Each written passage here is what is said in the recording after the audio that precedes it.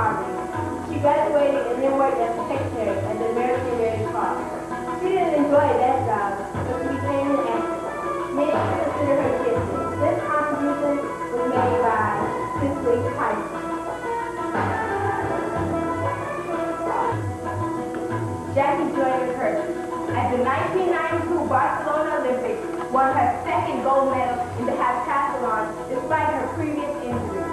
This very successful, internationally known 30-year-old can thank much of her success to Bob Kersey, her coach at home.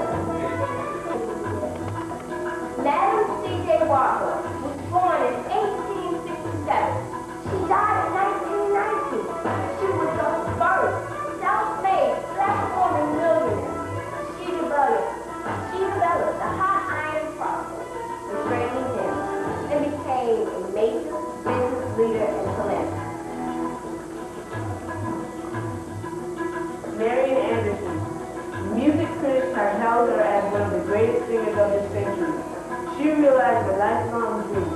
She was the first black person to sing with the Metropolitan Opera Company.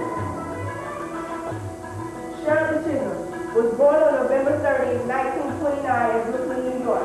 She graduated from Boston College for a degree in sociology and also graduated from Columbia University.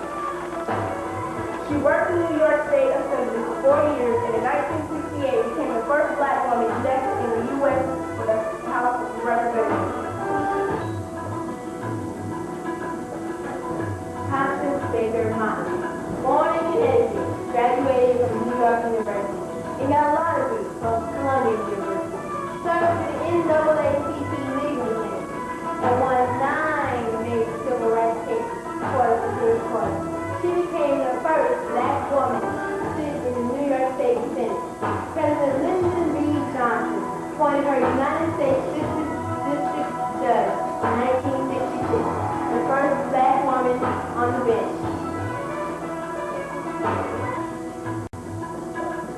Gail Deaver, the 25-year-old woman born in Seattle, overcame brain disease while suffering from this disease. She came to the conclusion that she would never walk again. Little did she know that later on in time, she would become the world's fastest woman. Leo Ford was America's first real black movie star. She starred in many films and was very popular in nightclubs in the 30s, 40s, and 50s. Bessie Smith, born in Tennessee, was an orphan. She sang for pennies on the sidewalk.